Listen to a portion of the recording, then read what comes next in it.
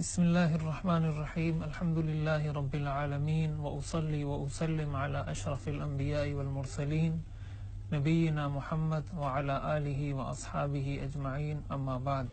حضور علیہ السلام نے ارشاد فرمایا الایمان بضع وسبعون شعبۃ، اسلام کے 70 سے زیادہ شعبے ہیں، فافضلها قول لا الہ الا اللہ، ان میں سب سے افضل شعبہ وہ لا الہ الا اللہ ہے، وَأَدْنَاهَا إِمَاطَةُ الْأَذَىٰ عَنِ الطَّرِيقِ، اور اسلام کا سب سے کم ترین شعبہ وہ یہ ہے کہ راستے سے تکلیف دہ چیز کو ہٹا دو۔ راستے سے تکلیف دہ چیز کا ہٹانا یہ اسلام کا کم ترین درجہ ہے، کم ترین شعبہ ہے۔ اسلام کے اور شعبے کتنی اہمیت رکھتے ہوں گے کہ جب اسلام کا ادنا سے ادنا درجہ اتنی اہمیت رکھتا ہے۔ راستے سے تکلیف دہ چیز کا ہٹانا، آپ نے فرمایا ان تمیط الاذى عن الطریق صدقہ، آپ نے فرمایا یصبح کل سلامہ من الناس علیہ صدقہ، کہ انسان جب صبح اٹھتا ہے تو اس کے ہر جوڑ پر لازم ہے کہ وہ اللہ کا شکر ادا کرے، اس کا یہ جوڑ ٹھیک کام کر رہا ہے اس پر وہ اللہ کا شکر ادا کرے، اس کا یہ جوڑ ٹھیک کام کر رہا ہے اس پر اللہ کا شکر ادا کرے، یہ جوڑ ٹھیک کام کر رہا ہے اس پر اللہ کا شکر ادا کرے، یہ جوڑ ٹھیک کام کر رہا ہے اس پر اللہ کا شکر ادا کرے۔ ایک ایک انگلی کے اندر 3 4 جوڑ، یہ سارے صحیح کام کر رہے ہیں، ہر ایک جوڑ پر آپ نے فرمایا شکر ادا کرنا لازم ہے۔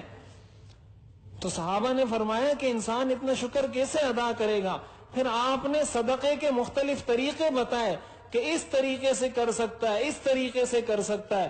ان میں سے آپ نے ایک طریقہ بتایا کہ راستے سے تکلیف دہ چیز کو ہٹا دینا، یہ بھی اسی طرح کا صدقے کے ثواب رکھتا ہے۔ یہ کام اگر کوئی کر لیتا ہے تو وہ بھی ان جوڑوں کا شکر ادا کر لیتا ہے۔ ہم ذرا اپنی زندگی پر غور کریں، اسلامی تعلیمات کو چونکہ ہم نے چھوڑا ہے، اس کی وجہ سے ہم پریشانی کا شکار ہیں۔ ہم مسلمان تو اپنے آپ کو کہتے ہیں لیکن اسلام کی تعلیمات کا ہمیں پتہ نہیں۔ یعنی شریعت تو اس بات کا درس دیتی ہے کہ راستے سے تکلیف دہ چیز کو ہٹاؤ، ہم تو راستے میں تکلیف دہ چیزیں لوگوں کے لیے رکھتے ہیں، راستے میں گٹر کا پانی چھوڑتے ہیں، راستے میں گٹر کا پانی کھولتے ہیں، لوگوں کو تنگ کرتے ہیں۔ نمازی نے اس راستے سے گزرنا ہے، گٹر کا پانی، گندا پانی وہاں پڑا ہوا ہے، بچے گزر رہے ہیں، بچیاں گزر رہی ہیں، طلبہ گزر رہے ہیں، طالبات گزر رہی ہیں، اور گندا پانی سڑکوں پر پڑا ہوا ہے، کوئی صفائی کرنے والا، کوئی پوچھنے والا۔ اس میں ہم سب برابر کے شریک ہیں، ہم سب برابر کے شریک ہیں اس میں۔ اسلام تو اس بات کا درس دیتا ہے کہ راستے سے تکلیف دہ چیز کو ہٹاؤ۔ ہمارے ہاں تو جب احتجاج ہوتا ہے، جب مظاہرہ ہوتا ہے، جب تک سڑک بند نہیں کرے ہمارا احتجاج کامیاب نہیں ہوتا۔ ایک سڑک بند کی جاتی ہے، نہ جانے کتنی ایمبولینسز اس میں پھنس جاتی ہیں، کتنے لوگوں کی جانیں چلی جاتی ہیں، ہمارا احتجاج ختم نہیں ہوتا۔ یہ احتجاج کیا اس مریض کے خلاف تھا جس کی جان چلی گئی؟ یہ اس زخمی کے خلاف تھا جو ایمبولینس میں تڑپ تڑپ کر جان دے گیا؟ یا یہ حکومت کے خلاف تھا؟ حکومت کے سر پہ تو ان کو تو جوں تک نہیں رینگی، اس کی جان چلی گئی، وہ زخموں میں تڑپ تڑپ کر جان دے کر چلا گیا، ہمیں اس چیز کا احساس تک نہیں ہوتا۔ قیامت کے دن اس چیز کا جواب دینا ہوگا، کیسے تمہارے سڑک بند کرنے کی وجہ سے کسی کی جان گئی تھی؟ یہ کوئی مذاق نہیں ہے۔ ہمارے سیاسی رہنماؤں کو اس چیز پر غور کرنا چاہیے، اور افسوس ہے ہمارے نوجوانوں پر، ایسے لوگوں کو اپنا سیاسی رہنما، سیاسی قائد بناتے ہیں جن کو اسلام کی اتنی بنیادی تعلیم کا نہیں پتا۔ راستے بند کر کے بیٹھ جائیں گے، دھرنے دے کر بیٹھ جائیں گے، مظاہرے کر کے، پتہ نہیں کتنی تکلیف لوگوں کو ہوتی ہے، گھنٹوں گھنٹوں ٹریفک جام رہتی ہے، کتنے ضروری کام اس کی وجہ سے مس ہو جاتے ہیں۔